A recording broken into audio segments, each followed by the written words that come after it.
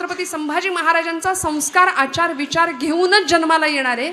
कारण इथल्या महाराष्ट्रातल्या मातीच्या प्रत्येक तरुणाचा ब्लड ग्रुप जर आपण चेक केला तर मी नेहमी सांगते WBC RBC काउंट जसं आपण करतो ना, तांबड्या पेशी लाल पेशी, त्याचबरोबर इथल्या प्रत्येकाच्या रक्तामध्ये ज्ञानोबा आहेत, तुकोबा आहेत, छत्रपती शिवाजी आहेत आणि छत्रपती संभाजी आहेत. आम्ही भाग्यवान आहोत की त्यांच्या महाराष्ट्रात आम्ही आहोत. आम्ही भाग्यवान आहोत या संतांच्या मांदियाळीमध्ये आम्ही आहोत. आणि माझ्या परम भाग्याने आपल्या सगळ्यांचं मी आज दर्शन घेतेय. ज्ञानोबांनी सेवा हा शब्द वापरलाय श्रोते हो. का करायची सेवा, कशा करता करायची सेवा. ज्या माऊलींनी अखंड आयुष्य अवघ आयुष्य समाजाचे निंदा अपमान छळ सगळं सहन केलं. रस्त्यातनं निघाल्या की लोक असे दगड चिखलाचे गोळे फेकायचे. ज्ञानदानाचं पवित्र कार्य करायला जाताना हातामध्ये एक पिशवी असायची. त्या पिशवीमध्ये एक जास्तीची साडी घेतलेली असायची. घरापासून शाळेत जाईपर्यंत कुणी सांगितलं होतं एवढा त्रास सहन करायला, पण तो केला तुमच्या माझ्यासाठी.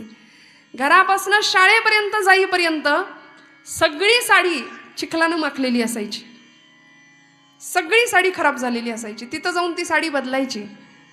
म्हणून शिक्षक वर्ग किंवा भारतातला सगळ्यात मोठा कणा आहे, मी म्हणते तो सोन्याचा खांब आहे तुमच्या माझ्यासाठी, ही सगळी शिक्षक मंडळी. शाळेमध्ये जाऊन ज्ञानदानाचं उत्तम कार्य करायचं, पुन्हा ती पहिली मळकी साडी नेसायची आणि पुन्हा घरी यायचं. पुन्हा येताना तोच अनुभव. लोक दगड चिखलाचे शेण गोळे फेकायचे. ते घरी घाबरून घरी बसले असते ना. आमच्या ज्ञानज्योती क्रांतीज्योती सावित्रीबाई फुले म्हणून एका कवीने फार सुंदर सांगितलंय. मागास आजना आहे भारतीय महिला जगती. घेतला पतीचा विचार. ज्योतिबा फुलेंनी सांगावं, लेखणी हातात घे, शिक्षण घे आणि मुलींना शिक्षण द्यायला सुरुवात कर. सद्विचार ऐकुनी पतीचा घेऊनी लेखणी हाती. स्त्री शिक्षण देण्यासाठी कटिबद्ध जाहली मगती. परिणाम निंदेचे वादळ उठले, जे उठले तसेच शमले. जे निंदक तेही झुकले, सावित्री आणिक ज्योती घ्या प्रणाम कोटी कोटी. सावित्री आणिक ज्योती घ्या प्रणाम कोटी कोटी. मागास आसना आहे भारतीय महिला जगती. सद्विचार ऐकुनी पतीचा घेऊनी लेखणी हाती. स्त्री शिक्षण देण्यासाठी कटिबद्ध जाहली मगती. निंदेचे वादळ उठले, जे उठले तसेच शमले. जे निंदक तेही झुकले, सावित्री आणिक ज्योती घ्या प्रणाम कोटी कोटी. सावित्री आणिक ज्योती घ्या प्रणाम कोटी कोटी. या निमित्ताने त्यांच्या पवित्र स्मृतीला आपण वंदन करून पुढे जाऊया. सेवेचा एक सुंदर परिपाठ ज्या माऊलींनी आम्हाला घालून दिला. 1897 साल, आपल्या सगळ्यांना माहिती आहे, महाराष्ट्रामध्ये आलेली प्लेगची साथ. माणसं कुत्र्या मांजरासारखी पटापट मरत होती बरं का. किड्या मुंग्यांप्रमाणे मरत होती. काखेमध्ये प्लेगची गाठ यावी आणि माणूस तापाने फणफणून मृत्युमुखी पडावा. या वेळेमध्ये या माऊलींनी ज्ञानदानाबरोबरचं जे सेवा कार्य केलंय ना, ते विलक्षण आहे. आणि ती सेवा करता करता करता करता एका प्लेग झालेल्या मुलाला खांद्यावर उचलून कडेवर घेऊन दवाखान्यात नेईपर्यंत, मुलाचं नाव होतं यशवंत, या यशवंताच्या दवाखान्यात नेईपर्यंत स्वतःला प्लेगची लागण झाली आहे आणि ही माऊली त्यामध्ये संपली आहे. मला असं वाटतं सेवा कशी असावी, काय असावी याचा परिपाठ घालणारं सावित्रीबाईंचं हे चरित्र सांगावं तितकं कमी आहे हो. म्हणून आमच्या छत्रपतींच्या साम्राज्यामध्ये स्वराज्यामध्ये सुद्धा रायगडाचं बांधकाम पूर्ण झालं. आणि बांधकाम पूर्ण झाल्यानंतर आज माणसं एवढंसं काही बांधू द्या, स्वतःचा चिरा लावायला किती नावाचा उत्सुक असतात. अमुक अमुक अमुक नावाचा उद्गार लोकांसमोर करावासा वाटतो. काही ठिकाणी कीर्तनामध्ये सुद्धा आम्हाला लिस्ट येते, कीर्तनापेक्षा अर्धा तास त्यालाच जातो सगळ्यांच्या नावाचा उच्चार करायचा. पण इथं काही नाही हो, मला हा अनुभव अजिबात नाही. इथं सगळ्यांच्या नावाचा उच्चार करायचा. आम्ही नावासाठी नाही, नामासाठी इथं आलोय, हे सगळ्यात महत्वाचं आहे. देशमातेच्या, भारत मातेच्या, संस्कृतीच्या, पांडुरंग परमात्म्याच्या आणि आमच्या अधिष्ठात्री जी देवता आहे ना, आमची उपास्य देवता, तिच्याकरता आम्ही आलो इथे. त्यामुळे आज मला आनंद वाटतोय. ही सेवा करत असताना मी म्हटलं की आपण सगळे नावासाठी लढणारी माणसं आपण पाहिली, पण सेवा, त्या सेवेसाठी आजन्म खर्च करणारी माणसं सुद्धा आपण पाहिली. रायगडाचं बांधकाम पूर्ण झालं आणि हिरोजी इंदलकरांनी एक चिरा लावला, तो पायरीशी लावला आणि तिथं लिहिलं सेवेसी तत्पर हिरोजी इंदलकर. का हो? एखादा मोठा चिरा जरी राजांना सांगितलं असतं ना, माझ्या नावाचा बांधा, तिथं नाव लिहा, भविष्यातल्या लोकांनी पिढ्यांनी माझ्याकडे बघू द्या, माझ्या नावाचा उद्घोष करू द्या, नाही, पायरीशी नाव लिहिलं. माझ्या नामदेवांनी पांडुरंगाची भक्ती केली, पण आम्ही चिरे पायरीचे म्हणून आज प्रत्येक जण नामदेवांच्या पायरीला नमस्कार करून पांडुरंग परमात्म्याची पायरी बनवून गेले नामदेव महाराज. संत असू देत, सत्पुरुष असू देत, महापुरुष असू देत, वीरपुरुष असू देत, या मातीमध्ये जन्म घेणारी प्रत्येक व्यक्ती, प्रतिभावंत व्यक्ती इथं आल्यानंतर फक्त सेवेचा पाठ देऊन गेली आम्हाला. म्हणून आज मुद्दाम जाणीवपूर्वक ज्ञानराजांनी आम्हाला सांगितली सेवा, आणि ती सेवा पांडुरंग परमात्म्याजवळ माऊली या अभंगामध्ये मागून घेता येत. विठ्ठल विठ्ठल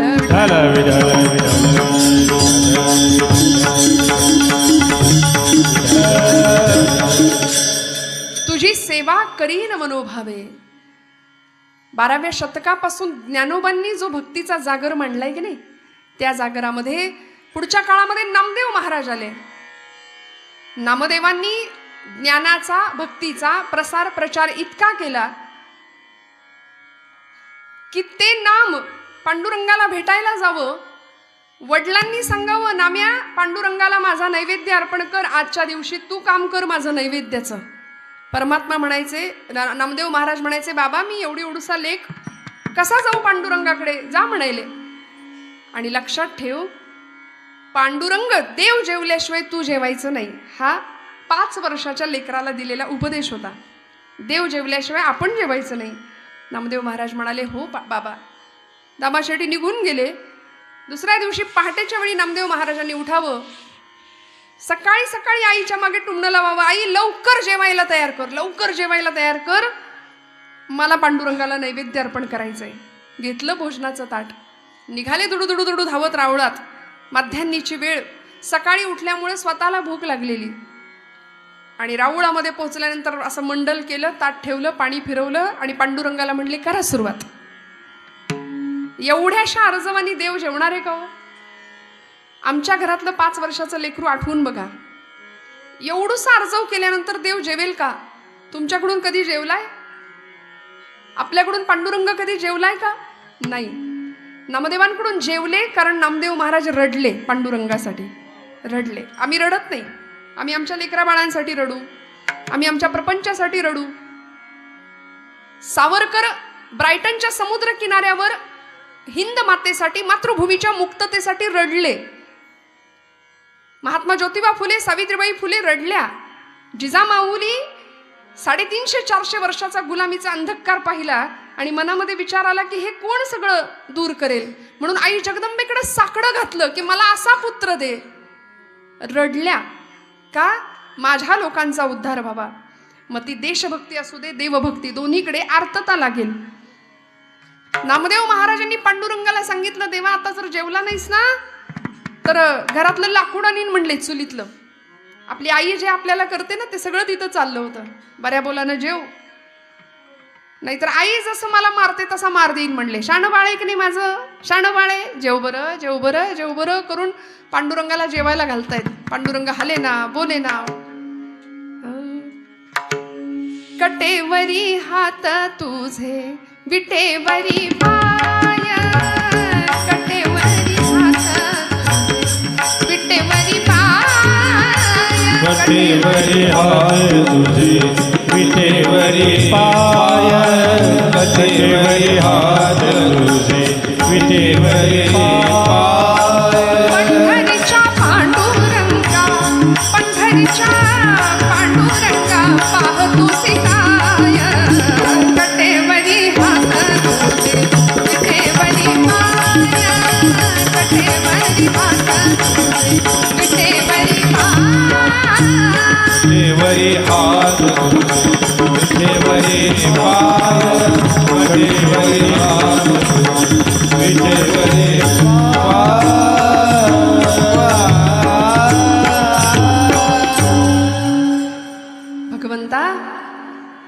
जेव की रे बाबा, किती वेळ झाला बघ बरं. मी एवढासा लेकरू आलोय आज तुझ्यासाठी, हा?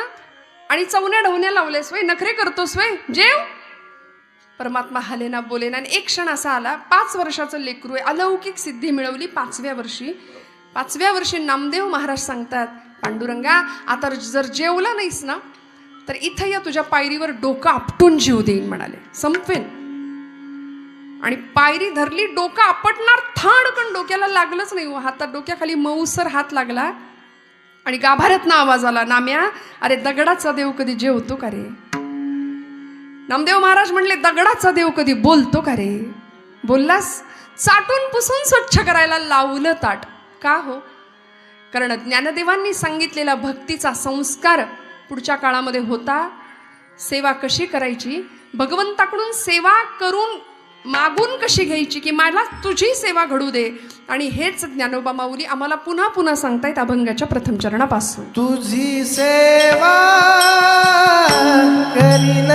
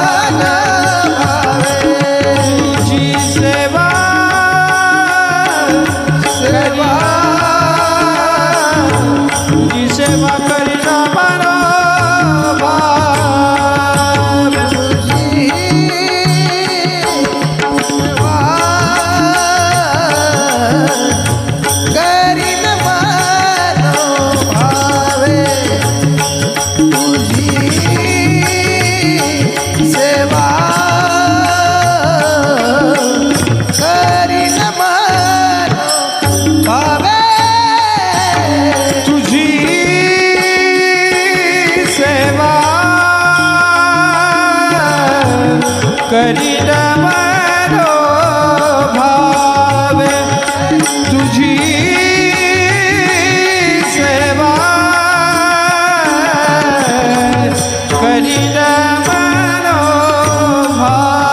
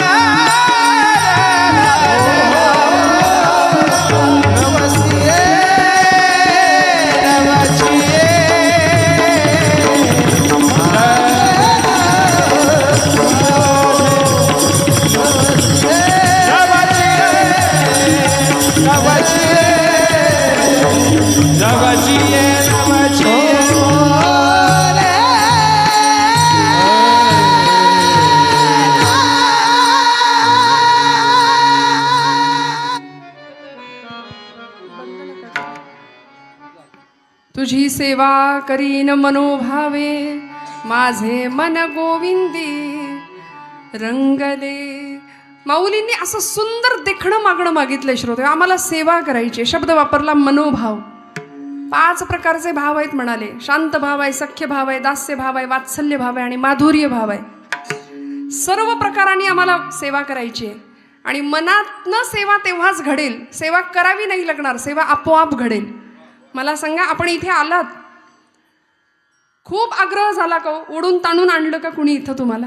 नाही ना, आपोआप पावलं इकडं वळली. कळाला कार्यक्रम आहे, ज्याचा आवड आहे तो मनापासून आला. सेवा घडते, सेवा करावी नाही लागत आणि ती सेवा तेव्हाच घडते जेव्हा मनातल्या विकारांना आम्ही थारा देत नाही. मनामध्ये असंख्य विकार आहेत.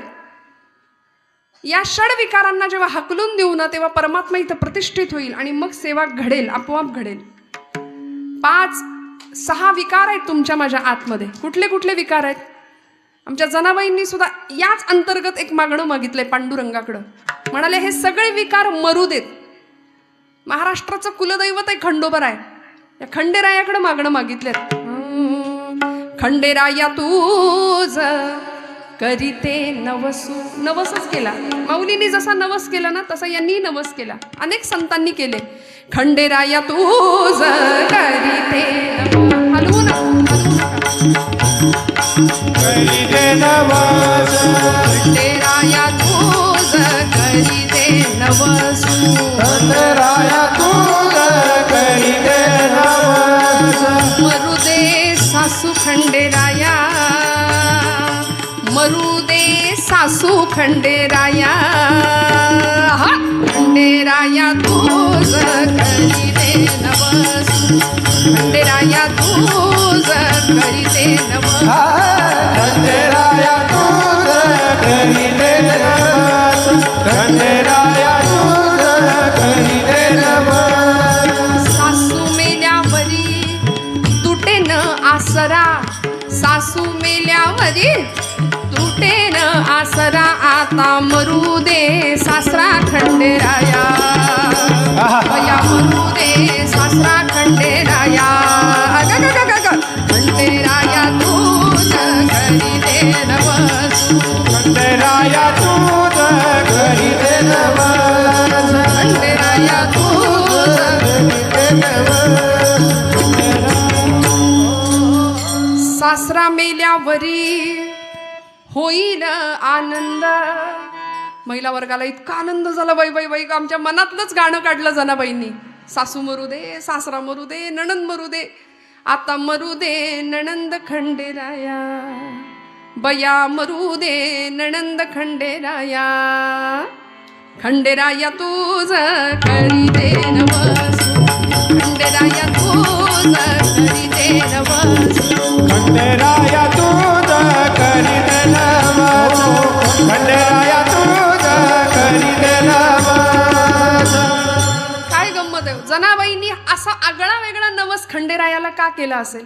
माऊलींनी नवस केला, मनोभावानी सेवा घडू दे. जनाबाईंचा नवस आहे, विकार मरू देत. सासरा म्हणजे काय हो? सासरा हे क्रोधाचं प्रतीक आहे. क्रोध मरू दे माझ्या हृदयातला. सासू म्हणजे असूयेचं प्रतीक मानले. सासू मरू दे म्हणजे घरातली सासू नाही. महिला वर्गांना बरं वाटतं असं काय आलं की नवीन नवीन नवीन.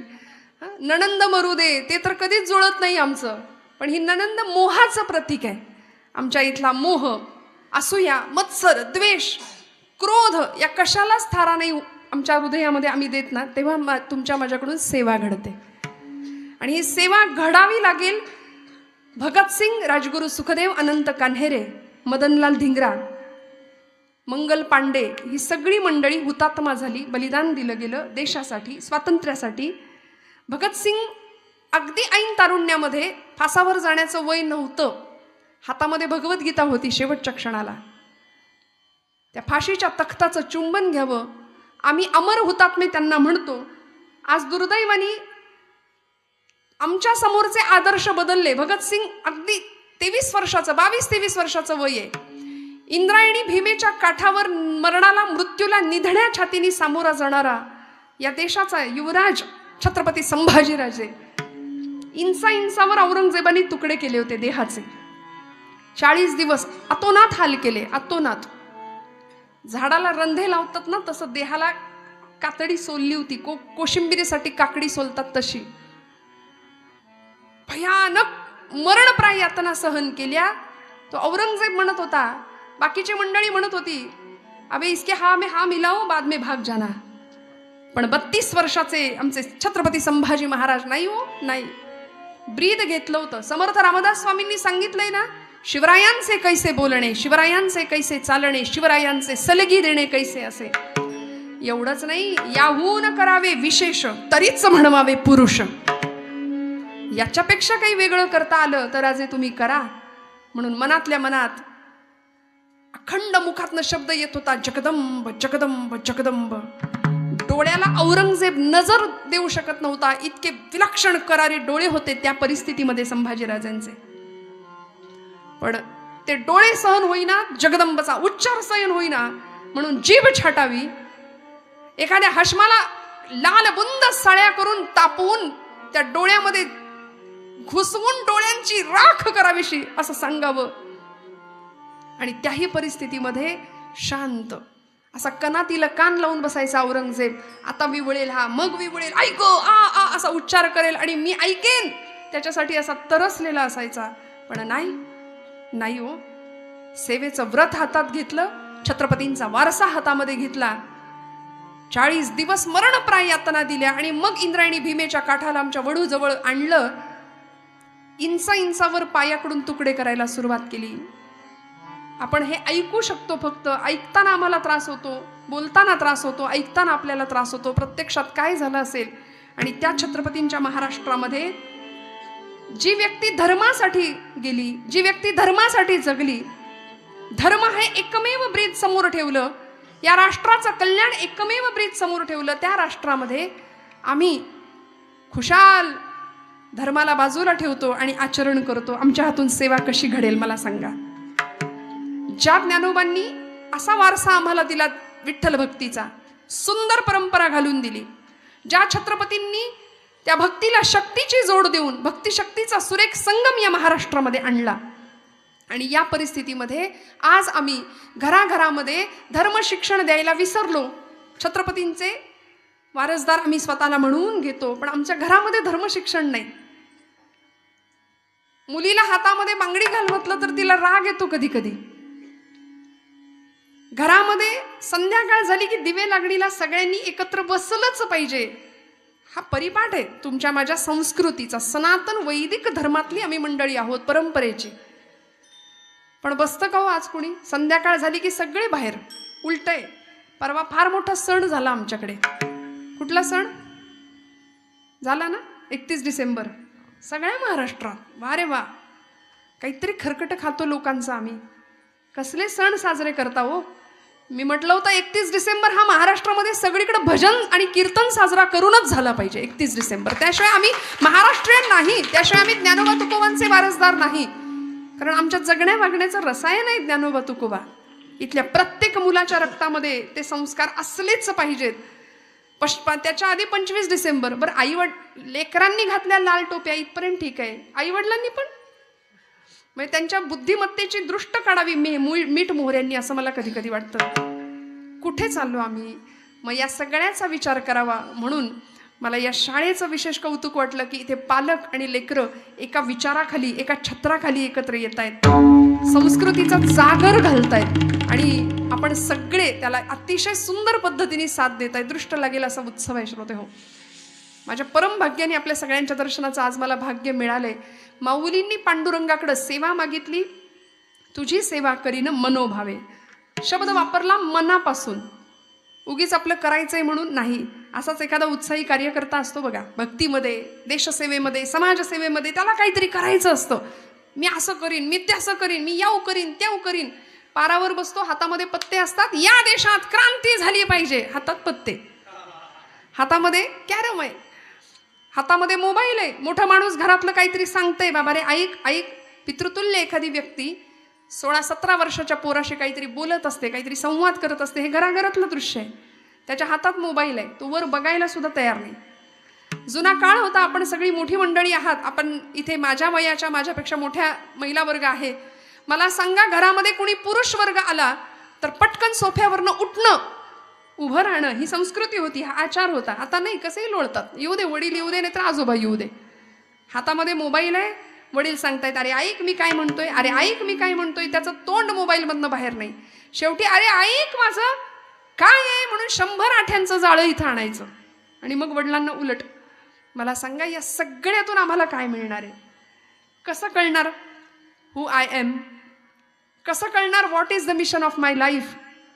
मी जन्माला का आलोय? माझ्या जीवनाचं ध्येय काय? मला इथं येऊन करायचंय काय? या सगळ्या प्रश्नांची उत्तरं आम्हाला संतांनी त्यांच्या वाङ्मयात दिली. श्रोते हो, आज घरामध्ये सगळ्या वस्तू आहेत, फर्निचर भरलंय, माणसांना बसायला जागा नाही एवढं फर्निचर आहे.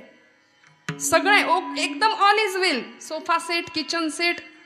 सोफ्यावर बसणारा माणूस कायम अपसेट आहे, कायम चिंताग्रस्त आहे, कायम दुःखी, कायम नैराश्य आहे, कायम ताण आहे की नाही महिला वर्ग? हो म्हणा. कसलं एवढं टेन्शन आहे? लगेच माना तुम्ही हलवल्या. पण आहे बरं का, सगळं करावं लागतं की नाही? रांधा वाडा, उष्टी काढा, आलं गेलं बघा, बाहेरचं बघा, घरातलं बघा. आणि एवढं करून एवढी महत्वाची वेळ झी मराठीची 8 ते 10 ती सोडून इथं कीर्तनाला या. आहे की नाही? केवढा मोठा त्याग आम्ही केला. पण असू दे, रिकॅप एपिसोड असतो म्हणले उद्या. विठ्ठल विठ्ठल विठ्ठल.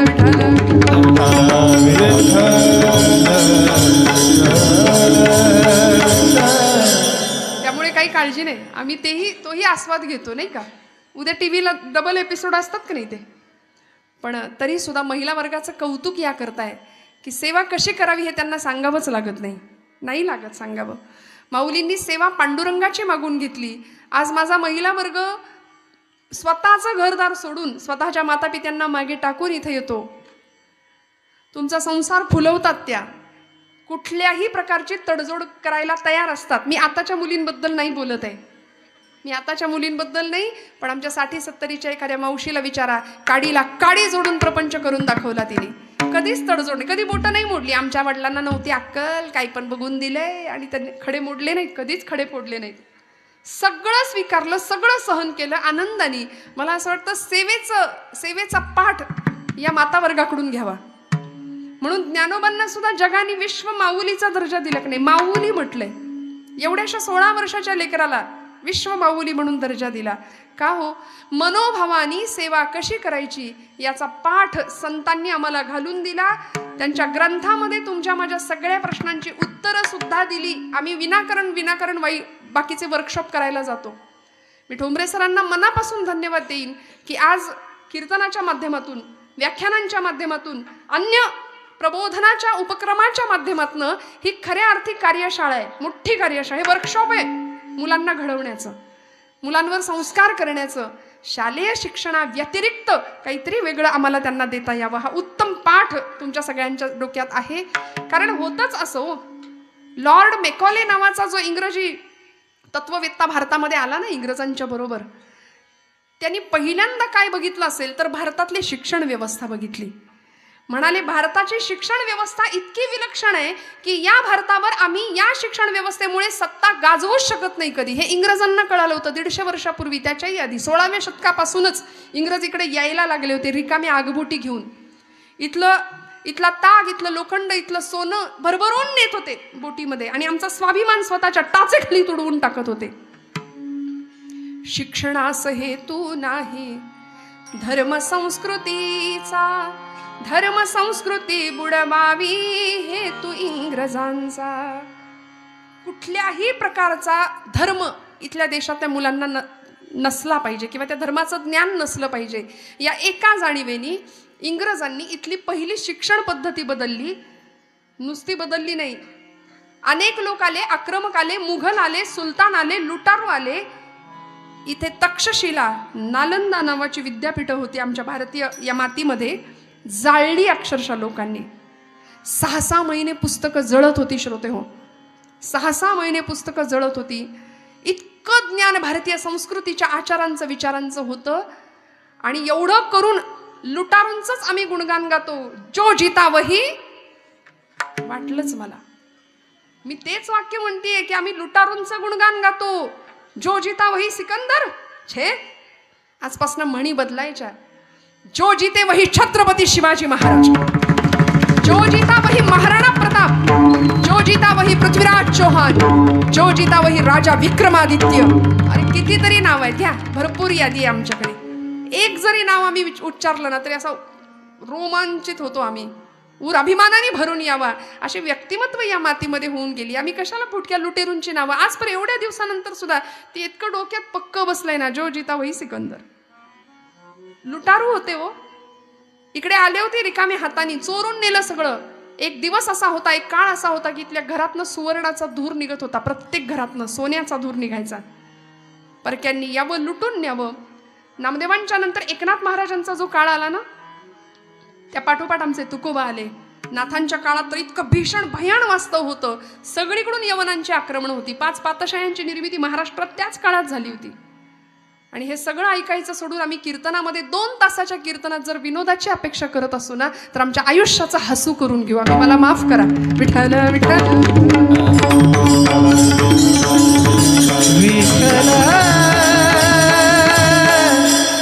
मला असं वाटतं लाफ्टर शोज भरपूर आहेत TV वरती, पण 2 तास जीवनाचं सर्वांगीण कल्याण व्हावं या दृष्टीने जर काही आपल्याकडून थोडासा विचार झाला. मी म्हणणार नाही उपदेशकाच्या भूमिकेत मी इथं आहे, आपल्या सगळ्यांची लेख आहे, आपल्या सगळ्यांची विद्यार्थिनी आहे, या नात्याने मी उभी आहे इथं.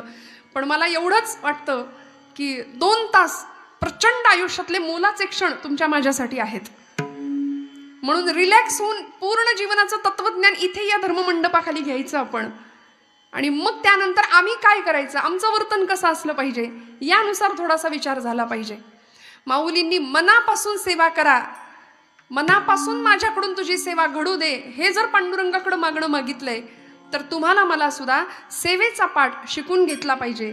सेवा म्हणजे नेमकं काय, ती कशी करायची, कुणाची करायची, अशी सेवा महाराष्ट्राच्या नव्हे भारताच्या इतिहासामध्ये अनेक क्रांतिकारकांनी, अनेक समाजसुधारकांनी, अनेक महापुरुषांनी आणि अनेक संतांनी आम्हाला घालून दिली. तो पाठ आमच्यासाठी दिलाय. माऊली पुढच्या चरणामध्ये सांगतात, भगवंता माझा नवस आहे तुझ्याकडे हा, की तुझी सेवा मला दे. नवसी नवसी माझे नवसी तिन्ही वेळा नवसी. नवसी नवसी माझे नव नवसी नवसी नवसी माझे नवसी ओ नवसी नवसी माझे नवसी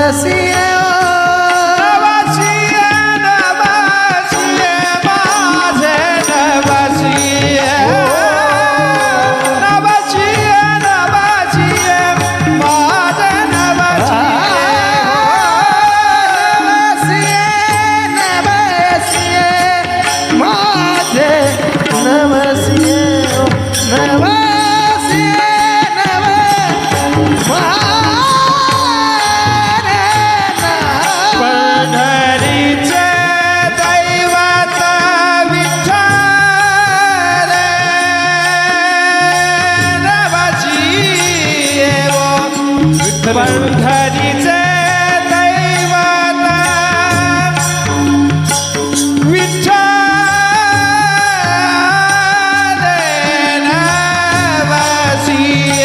वो नवसी नवसी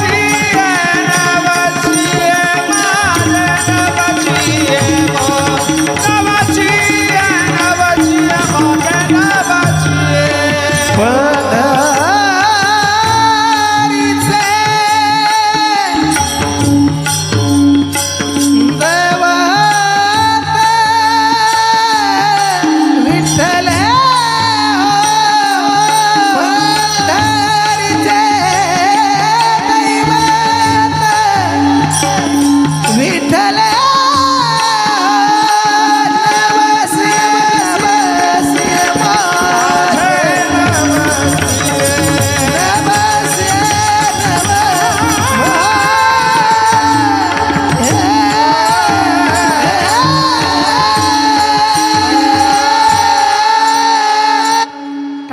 जोरदार या मंडळींसाठी. असा नवस तुम्हाला मला करता येईल का, हा माझा प्रश्न आहे. माऊलींनी सेवा मागितली, आम्ही मेवा मागतो. आमच्या नवसामध्ये काय करतो नवस, ह्याची दान देगा देवा, लाखभर रुपये पगार व्हावा आणि जमल्यास इन्कम टॅक्स बुडवता यावा, यातूनही सही सलामत सुटलो तरच गुणगायीना आवडी. हे असलं दळभद्री आमचं मागणं आहे. भगवंताकडे, सेवा मागून घ्यावी. मला असं वाटतं सावरकरांना काय कमी होतं. बॅरिस्टर झाले होते, लंडनला गेले होते, उच्च पदवीधर झाले, उच्च शिक्षण घेऊन आले, पण तिथल्या विद्यापीठांनी सांगितलं की ही जी पदवी आहे ना तुमची बॅरिस्टर, ही आम्हाला देऊन टाका परत. म्हणाले आम्ही तुम्हाला पदवी देतो, पण म्हणाले भारतासाठी हे जे काही तुमचे प्रयत्न चालू आहेत ना ते सोडून द्या.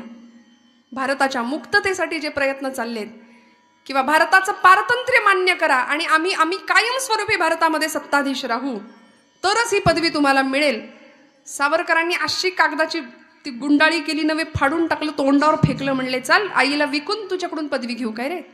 माझी आई आजारी आहे आत्ता, माझी मातृभूमी पारतंत्र्यात आहे आणि आईला आजारी ठेवून मी हे भोग सुखाचे भोगणार नाही, हे त्या महापुरुषांना माहिती होतं. म्हणून ब्रायटनच्या समुद्र किनाऱ्यावरती ढळ ढळ ढळ ढळ आसव गळत होती आणि आई मातृभूमीची आठवण येत होती. मला कधी कधी प्रश्न पडतो, छत्रपती शिवाजी महाराजांचा सुपुत्र छत्रपती संभाजी महाराज, एकदम रेडीमेड स्वराज्य होतं हातात, राज्याभिषेक झाला होता, उत्तम राहता आलं असतं की नाही, सुखोपभोग घेता आला असता की नाही, कशाला आयुष्याचं बलिदान द्यायचं. सावरकर पदवी होती हातात, कुठेतरी 10, 12, 15, 20 एकर जमीन घेता आली असती, मस्त फ्लॅट्स घेता आले असते, उत्तम जगता आलं असतं, चौपाटीवर जाऊन भेळपुरी खाता आली असती, उत्तम आयुष्य मजा मारता आली असती. पण नाही हो, जगाचा तो भार आपुल्या शिरावर ऐसे थोडे तर वाटो द्या हो. सेवेचं मोल या मंडळींनी जाणलं आणि आयुष्यभर जपलं. श्रोते हो, आयुष्यभर जपलं.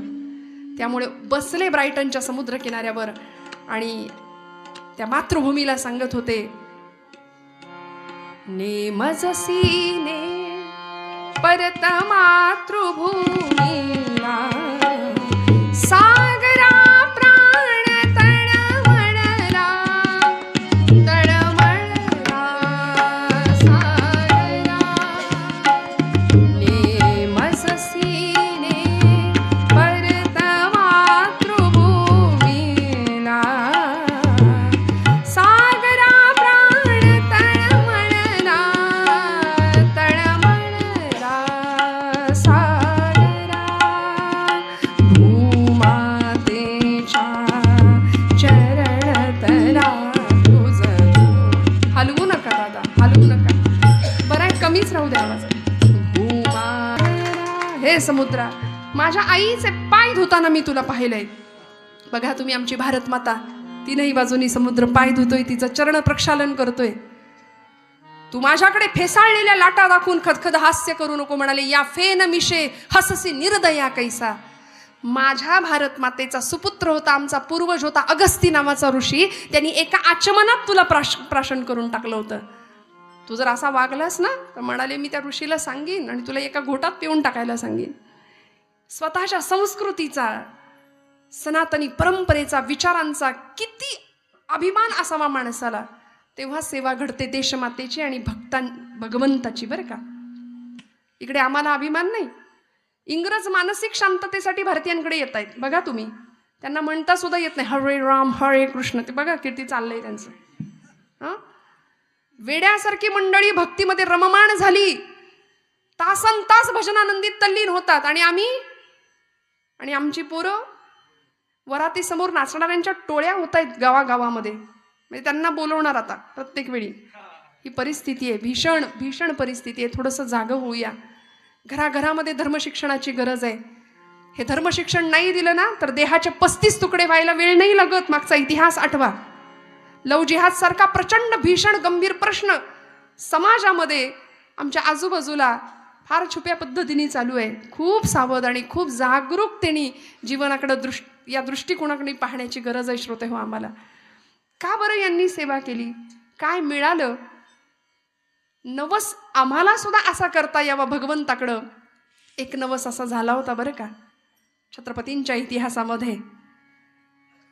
आई जगदंबेनी मागितलं होतं. आई जगदंबेची मातृस्वरूपातली देवता, सकल सौभाग्य संपन्न वज्रचुडे मंडित आऊसाहेब जिजाऊ माता, महाराष्ट्राची राजमाता, आपल्या अनेक वर्षांचा राजकारणाचा अनुभव पोराच्या मनावरती बिंबवला आणि 5 वर्षाच्या डोळ्यात स्वराज्याचं स्वप्न बघितलं होतं की माझ्या राजा, इथं राखेचे डोंगर साचलेत, माणसं परागंदा झाली आहेत, देशोधडीला गेली आहेत, आपल्याच घरात घुसून आपल्याच बायका पोरांची, आपल्याच बायकांची अब्रू लुटताना डोळ्या देखत बघण्यापलीकडे इलाज उरला नाही, इतकी भीषण परिस्थिती निर्माण झाली आहे माझ्या राजा. हे सगळं बदलशील का रे? हे सगळं दूर करशील का तू? 5 वर्षाच्या लेकरांनी सांगावं, हो आई, तुझा आशीर्वाद आणि श्रींची इच्छा असेल तर हे राज्य होईल, ही काळ्या दगडावरची रेष आहे. शपथ व्हावी. 16व्या वर्षी 12, 14, 16 ही 5वी, 6वी, 7वीतली पोरं आहेत आपल्या घरातली. हे वय नाहीये शपथा घेण्याचं आणि स्वराज जीवनाचं ध्येय ठरवण्याचं, पण संस्कार विलक्षण होते हो. रक्त असं सळसळून उठलं आणि 16व्या वर्षी रोहिडेश्वरावर त्या रायरेश्वराच्या समोर 150 मावळ्यांच्या धारोषण रक्ताचा अभिषेक झाला आणि स्वराज्याची शपथ झाली. अनेक क्रूर कर्मा पठाण आले, अफजल खान आला, शाहिस्ते खान आला, पुरंदरचा तह झाला, आग्र्याची कैद झाली, अनेक प्रकारे स्वराज्याला त्रास देण्याचा प्रयत्न झाला, पण सगळ्यांना पुरून उरले माझे राजे. 6 जून 1674चा दिवस आठवा. रायगडावर 32 मण सोन्याचं सिंहासन सजलं. आपल्याला राज्याभिषेकाची तारीख विचारली तर माहिती नसते. बऱ्याचदा होतं असं. परवाचा मेसेज वाचला, अमेरिकेमध्ये टेक्सास नावाचं शहर, त्यामध्ये 10,000 पोरं एका वेळी गीता पठणाला बसली होती, एका वेळी. आणि आमच्या घरामध्ये आमच्या मुलाचा हरिपाठ पाठ असावा, भगवद्गीतेतला एखादा तरी श्लोक त्याला यावा, हे आम्हाला कसं वाटत नाही बघा ना. याचा विचार तुमच्या माझ्याकडून व्हावा. रायगडावर 32 मण सोन्याचं सिंहासन सजलं आणि महाराष्ट्रातला खरा अरुणोदय, 350-400 वर्षाचा गुलामीचा अंधार दूर झाला आणि अरुणोदय झाला. लोकांनी पाहिला. इंग्रज आले, पोर्तुगीज आले, डच आले, फ्रेंच आले, खुरमांडी घालून बसायचे. सुटाबुटातला वेश त्यांना बसता येत नव्हतं. झुकल्या वाकल्या गर्विष्ठ माना या शिवमंदिरी, नमस्कार करावा राजांच्या सिंहासनाकडे, दिमाखानी पाहावं, मुजरे झडले आणि अरुणोदय पाहिला महाराष्ट्राच्या इतिहासानी. शतकांच्या यज्ञातून उठली एक केशरी ज्वाला, 10 दिशांच्या हृदयामधुनी अरुणोदय झाला, अरुणोदय झाला, अरुणोदय झाला.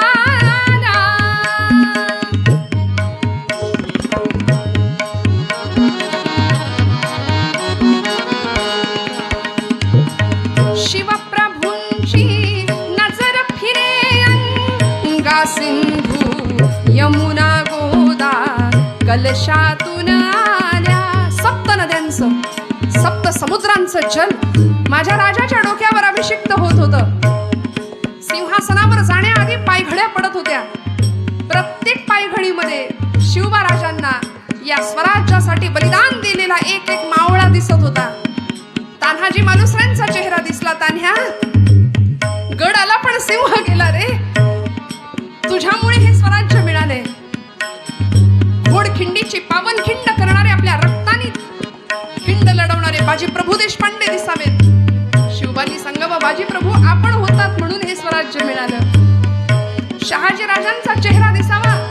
आणि असं करता करता सिंहासनावर बसलेलं जिजामाऊलींनी आपल्या लेकराला डोळे भरून पाहिलं आणि जिजामाऊली म्हणतात, आई जगदंबे, माझा नवस तू पूर्ण केलास, माझा नवस पूर्ण झाला, माझी इच्छा तू पूर्ण केली. या महाराष्ट्राला स्वतःचं सिंहासन, मराठी माणसाला स्वतःची बाजू निर्माण करून द्यावी, ही माझी इच्छा होती, हा नवस होता माझा. आणि आता बास, जीवनाचं ब्रेक ठरलं, या लोकांची सेवा करायची. राजे अभिषिक्त झाले आणि बघता बघता बघता शिवराज्याभिषेक पार पडला. 2 वर्ष मध्ये गेले आणि मोहीम आखली बरं का. कर्नाटक प्रांताची मोहीम ऐकली. दक्षिण दिग्विजय. छत्रपती संभाजी राजांच्या वरती स्वराज्याचा सगळा भार सोपवला आणि राजे दक्षिण दिग्विजयाला निघाले. कोण कोण सोबत घेतलं वर्णन केलं. 30,000 स्वार संगती,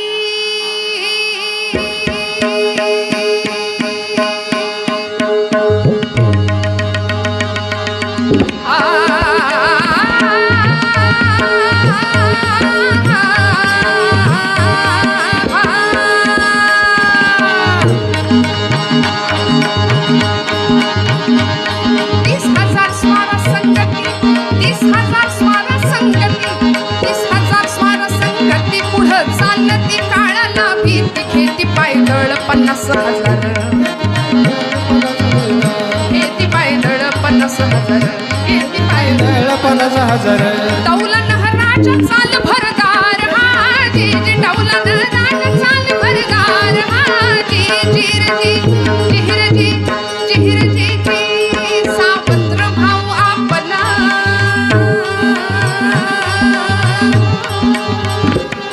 सावत्र भाऊ आपला भेटूया त्याला बघूया काय हाल हवाल तिथली शिवाची भ्रुकुटी तिकडं वळली धन्य कन्नड भूमी झाली हजी धन्य तेलंग भूमी झाली हजी जिरजी जिरजी जिरजी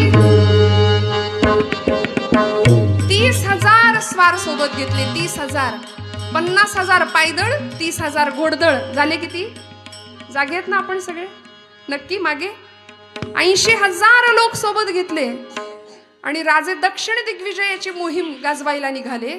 दक्षिण प्रांतामध्ये हसन अली कुतुबशहा नावाचा एक राजा राज्य करत होता. त्याला असं वाटलं शिवाजी जैसा खूंखार दुश्मन नाही है, आक्रमण करायला येतायत वाटतं, म्हणून कडेकोट बंदोबस्त. आणि मादण्ण पंत आणि आकण्ण पंत आपल्याकडचे सरदार त्यांच्याकडे चाकरीला होते. मी नेहमी सांगते आपल्या माणसांची मनगट आणि मेंदू बऱ्याचदा त्यांच्यासाठीच कष्ट झाले. फितुरीचा रोग आमच्या राष्ट्राला होता, त्याची फळं दुर्दैवानी आज आम्ही सुद्धा भोगतोय की काय असं म्हणावं असं वाटतं. मादण्ण पंतांनी सांगितलं हुजूर हुजूर शिवाजी का सैन्य आया है, शिवाजी की सेना आई है, शिवाजी जैसा खूंखार दुश्मन नहीं और शिवाजी जैसा दिलदार दोस्त भी नहीं है, ऐसा सुना है हमने. मुसा नावाची नदी हैदराबाद शहर आजचं पूर्वीचं भागानगर, त्या नदीच्या शेजारी राहुट्या पडल्या, शामियाने सजले आणि छत्रपती शिवाजी महाराज 80,000 मावळ्यांना घेऊन तिथं राहतायत.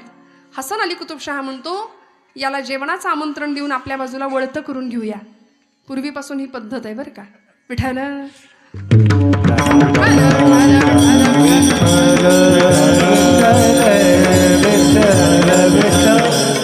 फार स्पष्ट नाही बोलत, जाणकारांना कळतं, निवडणुका आल्या की नाही का. पूर्वीपासून ही पद्धत आहे. हसन अली कुतुबशहा म्हणाले आपल्याकडचं भोजन खायला घालू आणि आपल्या बाजूला वळतं करून घेऊ. आणि म्हणून निरोप पाठवला मादण्ण पंतांकडून, हुजूर बादशाह ने आपको खाने का न्योता दिया है, हुजूर आइए. शिवाजीराजे म्हणले 80,000 मर्द गड्यांना घेऊन आलोय, मी एकटा नाही आलो, माझ्याबरोबर एवढे मावळे आहेत, जमेल सगळ्यांना घालायला. चालेल म्हणाले, हरकत नाही. आणि महाराष्ट्राच्या आवडीचं काय हो ताट, मेनू कार्ड बघा आता. हा नक्की का तुमच्या डोक्यात दुसरं काही नाही ना. महाराष्ट्राच्या आवडीचं भरलेलं ताट पुरणपोळीचं. श्रीमंती आहे हो आमची श्रीमंती कोणी लक्षात घेत नाही. पूर्वीच्या जुन्या महिला वर्गाला आठवा, विचारा त्यांना काय त्रास होता. शेराचं पुरण आणि 4 बायांचं मरण असं म्हटलंय, आहे की नाही मावशी. रांधा वाडा उष्टी काढा, किती कष्ट हो किती. आता सगळं आलंय, आता कपडे पिळावे सुद्धा लागत नाहीत, ऑटोमॅटिक, फुल्ली ऑटोमॅटिक सगळं आहे की नाही. पण इंग्रज जेव्हा भारतात आला की नाही पहिल्यांदा, तेव्हा त्याला प्रश्न पडला होता की ही पुरणपोळी भारतीयांनी बनवली कशी. म्हणाले ऊपर चमडा नीचे चमडा अंदर माल गया कैसा, असं म्हणायचं इंग्रज. की भारताला पुरणपोळी, महाराष्ट्रातल्या लोकांची पुरणपोळीची खासियत. म्हणाले हे पुरण शिरलं कसं, त्याला फार प्रश्न पडायचा. बादशाह म्हणाला ही पूर्णावरणाचा बेत करूया. म्हणाले केला पूर्णावरणाचा बेत, केला पूर्णावरणाचा बेत,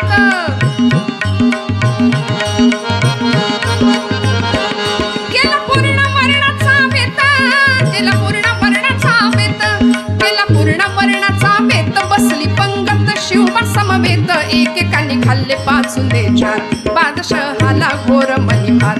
अजून हे किती का अन्न खाणार हा, अजून हे किती का अन्न खाणार हा, जी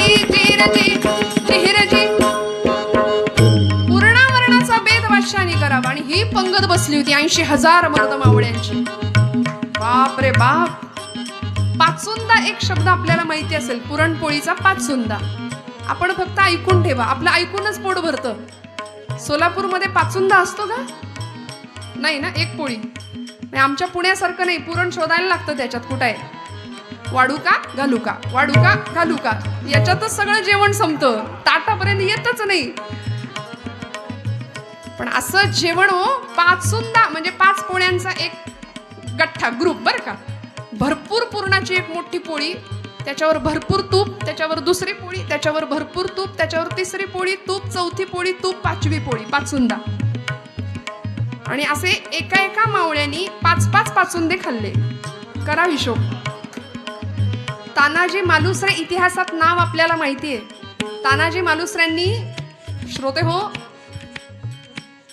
त्यांच्या न्याहारीचा हिशोब एका इतिहासकारांनी सांगितलाय. हे खोटं माझ्या पदरचं नाही. इतिहासकार सांगतात तानाजी मालुसरे न्याहारी म्हणजे ब्रेकफास्ट. हां, असं नाही, ब्रेकफास्ट लवकर कळतं. आता तो ब्रेकफास्ट पण नाही, आता ब्रंच आलाय मध्येच, भरपूर खायचं सकाळच्या वेळी नाही का. त्या ब्रेकफास्टला, त्या न्याहारीला 65 भाकऱ्यांची न्याहारी होती माझ्या तानाजी मालुसरेंची. ऐकून ठेवा. आमची तरुण मंडळी फक्त आता बास म्हणजे ऐकूनच आम्हाला ढेकर येईल इतकं, पण 65 भाकऱ्या न्याहारीला काय असेल तब्येत. आता फक्त ऐकायचं इतिहास. शहाण्यांनी इतिहास रचला आणि अतिशहाणे आता मग नुसतं ऐकून ऐकून ऐकून ऐकून फक्त पारावर बसून, याला काही कळत नाही, त्याला काही कळत नाही, या मंत्र्याला काही कळत नाही, त्या संत्र्या, याच्यातच आम्ही मात्र आमचं जीवन चाललंय. आम्ही कुठे काय करतो. आमच्यापासून सुरुवात काय करायची. पूर्णावरणाचा बेत झाला. 80,000 मर्द मावळे जेवायला एकत्र बसले श्रोते हो. आणि इतकं खातायत बादशाला घोर पडला. बाप रे बाप. रघुनाथ पंत हणमंते नावाचे सरदार छत्रपतींसोबत होते आणि रघुनाथ पंतांना बादशाने विचारलं, बाप रे बाप, पंत कितने खा रहे तेरे आदमी. रघुनाथ पंत म्हणाले, हाथी इतना खाते हैं और हाथी को मारने की ताकद रखते हैं म्हणले. आमची माणसं, आमची मावळे गडी, आमचे मर्द हत्ती एवढं खातात आणि हत्तीला मारण्याची ताकद ठेवतात. आणि एवढं ऐकलं आणि रघुनाथ पंतांच्या डोक्यात, त्या बादशाच्या डोक्यात एक किडा वळवळला. म्हणले, हत्तीला मारण्याची ताकद आहे, क्यों ना आजमाले. हातच्या काकणाला आरसा कशाला पाहिजे. म्हणून दौंडी पिटवली. उद्या सकाळी छत्रपती शिवाजीराजांचा एक माणूस आणि हसन अली कुतुबशहाचा एक हत्ती माजलेला, यांच्यामध्ये विषम युद्ध होणार. दौंडी पिटली सगळ्या भाग्यनगरामध्ये. पुन्हा सांगते, भागानगर म्हणजे पूर्वीचं भाग्यनगर आणि आताचं हैदराबाद. मुसा नावाची नदी आहे तिथे. त्या हैदराबाद मधली घटना आहे. छत्रपती गेले होते दक्षिण दिग्विजयाला. राज्याभिषेकानंतर घडलेला प्रसंग आहे. आणि त्या दौंडी बरोबर काय झालं असेल आमच्या सैन्याचं. 80,000 मावळे आले होते ना राजांसोबत. पक्षफूट, राजीनामा, नको नको नको बाबा, बाजूलाच होऊया, असं काही नाही ना. अहो, एकेकाचे मावळे शिवाजीराजांना भेटून सांगायला लागले, हुजूर राज अक्षी काही बी काळजी करू नका म्हणले. आपल्याकडे एक एक सिंहाचा छावा आहे. मरू तर देशापायी आणि जगू ते बी देशापायी. राज कशापायी काळजी करतायसा. छत्रपतींना काय अभिमान वाटावा आपल्या लेकरांचा, आपल्या मावळ्यांचा, आपल्या गड्यांचा. परीक्षा घेतली. रात्रीच्या अंधकारात जरा गेले. म्हणले बघावं, चाचपावं, कुणी घाबरलं नाही ना. म्हणून वेश बदलला राजांनी आणि गेले. म्हणाले, घाबरलाय का तुम्ही. उद्या सकाळच्या टायमाला तशी उभा राजा तुम्हासनी पायदळी देणार आहे हत्तीच्या. भ्या नाही वाटत. एकदा सगळ्यांनी त्याच्याकडे असं बघितलं. तू कोण आहेस रे म्हणले. फुटून आलाय की काय. आमच्या शूरांच्या सैन्यामध्ये अशी भाषा करणारा तू कोण आहेस. छत्रपतींना एकेकाने उत्तर द्यावं, मराठ्यांची पोरं आम्ही, भिणार नाही मरणाला, मरेंगे मगर हटेंगे नाही सो मरगठ्ठे. ही मराठा शब्दाची व्याख्या आहे की नाही, ही छत्रपतींची वेगळी होती बरं का. आम्ही 96 कुडी 92 कुडी यातच अडकलोय. ते आधी क्लिअर करून घ्या. महाराष्ट्रात राहतो तो मराठी. विठाल विठाल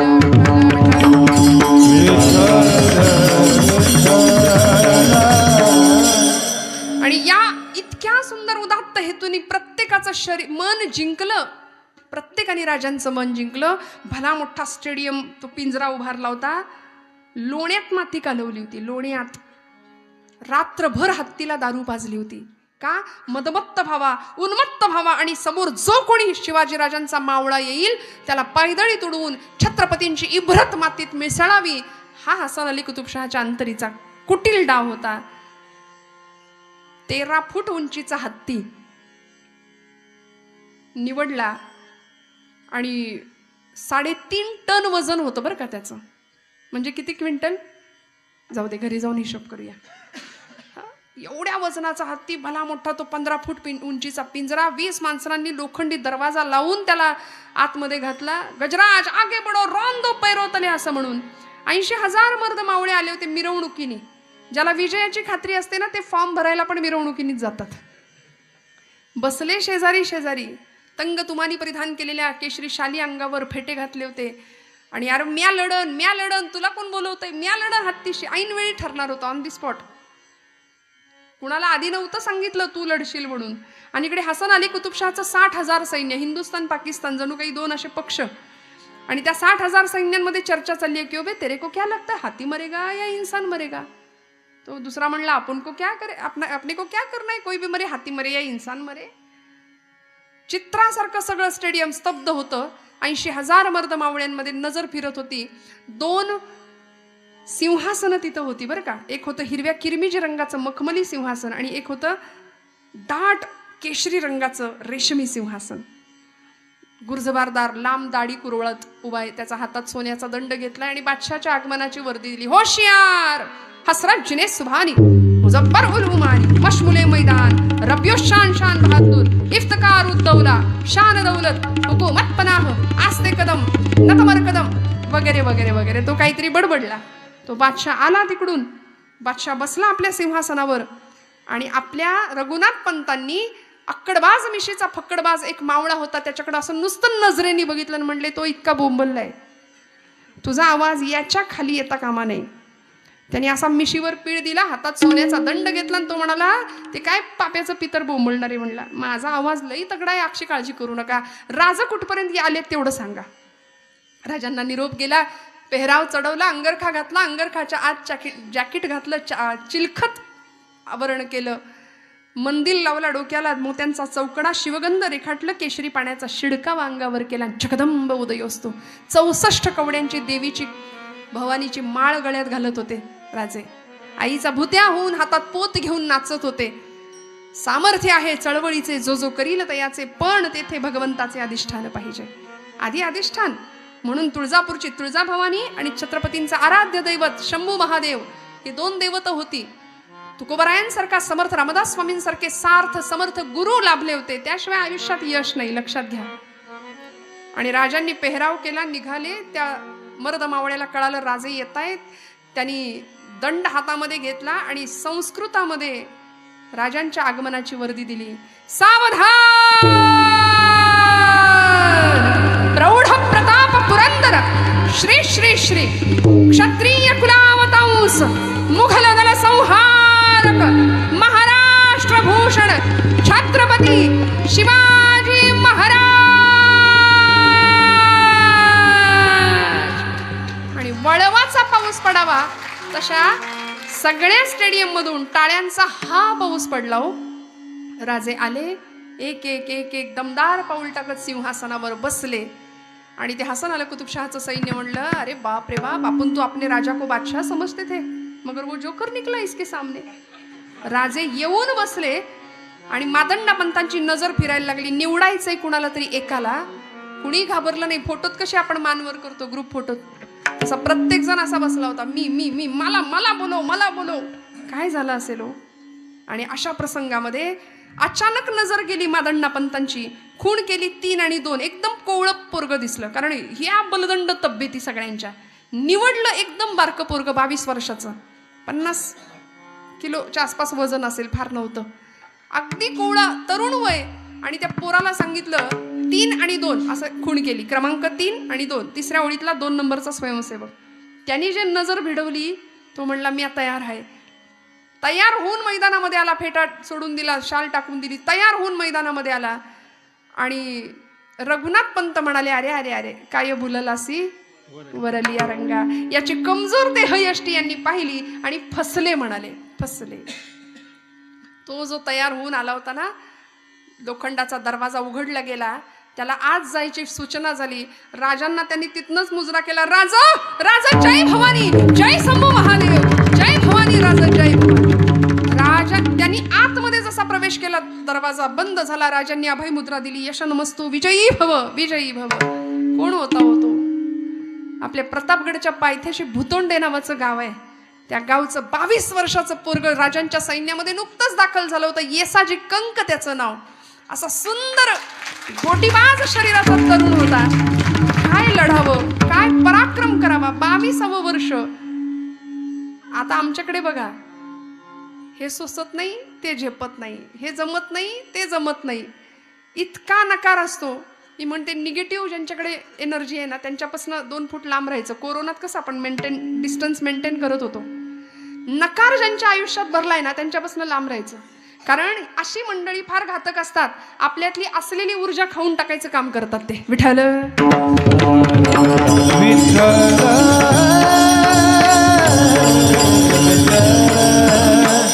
आणि सुरू झाली हो शर्यत. त्या हत्तीला हेच नवल होतं की मेरे सामने कोई खडा है.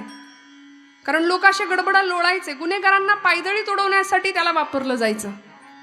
आणि हत्ती पाहतोय हा असा उभा आहे बजरंग बलीचा अवतार.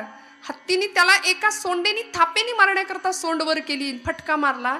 येसाजीला वाटलं पहिला फटका खाल्लाय, दुसरा खाल्ला तर तिसरा खातोय की नाही कळायला जिवंत राहणार नाही. सोंडेत हत्तीची ताकद आहे. आणि खरं आहे ना, प्रत्येक अवयवामध्ये प्रत्येक प्राण्याची ताकद असते. हत्तीची मॅक्झिमम ताकद त्याच्या जागेत ना. आपण सगळे विंचवाची ताकद त्याच्या, सापाची ताकद त्याच्या, बोकडाची ताकद त्याच्या आणि गाढवाची ताकद त्याच्या. जाऊ दे, ज्याला अनुभव असेल त्यांना माहिती. जे हत्तीने सोंड वरती गेली येसाजीला फटका मारायला, येसाजीने समशेर हातात घेतली, उलटा वार केला. सोंड खाली आली आणि उलटा वार केला. खाडकन वार कारीगर झाला. हत्तीची कितीतरी वजनाची सोंड खाली पडली. रक्ताची चिळकांडी आणि हे रक्त चिखल झाला हो, रक्ताचा चिखल झाला. पाय घसरायला लागला. तो हत्ती अजून चिडला, चिकळला, उन्मादात आला. येसाजीचा प्राण घ्यायला टपला. एवढं मोठं त्याचं गंडस्थळ मस्तक. तो असा येसाजीला दाबायला पुढे पुढे पुढे पुढे. एवढे मोठे सुळे त्याच्या 2.5 फूट लांबीचे. येसाजी मागे मागे मागे, हत्ती पुढे पुढे पुढे. सगळ्या पिंजरा धडधड धडधड धडधड धडधड करायला लागला. धडक बसत होती पिंजऱ्याला. आणि गंडस्थळाने म्हणजे मस्तकाने तो येसाजीच्या छातीवर दाबत होता. येसाजी अंदाज घेत होता किती वेळ तो मागे राहतोय पुढे राहतोय, किती वेळ. प्राणायाम जे करतात त्यांना माहिती आहे. म्हणून तरुण मंडळीला मनापासून विनंती आहे, करत जा काहीतरी. पूरक, कुंभक, रेचक फार गरजेचं आहे. शस्त्र हातात घेणं पाप नाही हो. सावरकर म्हणले, शस्त्र पुण्य ना स्वयेची, शस्त्र पाप ना स्वयेची, इष्टता अनिष्टता त्यास हेतून ये. रामाच्या हातात सुद्धा धनुष्य होतं आणि रावणाच्या हातात सुद्धा धनुष्य होतं. पण आपण पूजा करतो रामांच्या कोदंडाचीच. शस्त्र हातात घेणं पाप नाहीये, पण त्यामागचा हेतू फार महत्वाचा आहे. उत्तम लढता आलंच पाहिजे. इकडे आमच्या मुली सगळ्या माता भगिनी ते नवरात्रात फक्त गरबा खेळणं हा पराक्रम नाहीये. तलवारबाजी, रायफल शूटिंग, उत्तम कराटे, उत्तम जुडो आलंच पाहिजे. स्वसंरक्षण त्याशिवाय काहीच उपयोग नाही. महिषासूर मर्दिनी 9 दिवस महिषासुराला रक्तानी माखलेली होती. 9 दिवस नवरात्र फक्त लढत होती. तिला रंगाच्या साड्या नेसायला वेळ नव्हता. कुठल्याही धर्मशास्त्रात, कुठल्याही ग्रंथात, कुठल्याही पुराणात असं लिहिलेलं नाहीये की अमुक दिवशी देवीने अमुक रंगाची साडी नेसली होती. कुणी व्हॉट्सअपला फिरवलंय मला माहिती नाही. पण हे फार भयानक आहे तुमच्या माझ्यासाठी. सावध होऊया. आपल्या लेकींना स्वसंरक्षणाचे धडे नवरात्रीच्या दिवसात देऊया. त्या निमित्ताने तलवारबाजी, लाठीकाठी प्रशिक्षण देऊया. उत्तम, जितकं उत्तम देता येईल तेवढं देऊया. आणि आज काळाची ती गरज आहे. महिला वर्गांना मी हात जोडून आपल्याला विनंती करते, अजिबात वाईट वाटून घेऊ नका की हे काहीतरी वेगळं आहे का. नाही, ह्या सगळ्याची आज गरज आहे. येसाजीनी आतमध्ये प्रवेश करावा. हत्तीनी पूरक कुंभक केलं. भरपूर श्वास रोखून धरला येसाजीने. आणि हत्तीने त्याला मारण्याकरता पुढे मागे करता करता एक तसूभर मागे सरकला. अंदाज घेतला तसा यांनी सगळा साठवलेला सगळा श्वास म्हणजे प्राण सोडला. सरकन येसाजी खाली घसरला आणि हत्तीची धडक बसली पिंजऱ्याला. सगळा धडधड धडधड धडधड धडधड धडधड तुटतो की काय अशी अवस्था. आणि या प्रसंगामध्ये आता हत्ती चेकाळला होता, चिडला होता. सगळं स्टेडियम असं चित्रासारखं स्तब्ध होतं. हत्तीचा पाय येसाजीच्या अंगावर पडला. पाय घसरला येसाजीचा गाल्यामध्ये, खाली कोसळला. हत्तीचा पाय येसाजीच्या अंगावर इंचांनी ते पोरग गाल्यात दाबायला लागला. हत्ती. छत्रपतींनी रघुनाथ पंतांकडे असं बघितलं. पंत शब्द देऊन बसलात. मराठ्यांची पोरं हकनाक मरण्याकरता शिवसैनिक होतात का. उद्या याच्या आईने किंवा बायकोनं मला जर प्रश्न विचारला, महाराज माझा पोरग कुठं आहे, महाराज माझा धनी कुठं आहे, तर काय उत्तर देऊ, काय उत्तर देऊ, काय करावं. आणि अशा वेळी मराठ्यांचं दैवत असलेले छत्रपती शिवबाराजे आई जगदंबेकडे अवतान घालत होते. आई, आई माझ्या बाळाला वाचव, आई माझ्या बाळाला सांभाळ. माऊलींनी सुद्धा भगवंताकडं असंच मागणं मागावं की असं चैतन्य त्याच्या हृदयामध्ये प्रेरित कर. चित्त चैतन्य चोरून नेले, चित्ताला मिळणारी चैतन्याची अनुभूती तू त्याच्या अंतःकरणात निर्माण कर. तुकोबराय ज्ञानोबराय सांगतात अभंगाच्या शेवटच्या चरणात. वापर कुमदेवी व विठ्ठले हो वापर कुमदेवी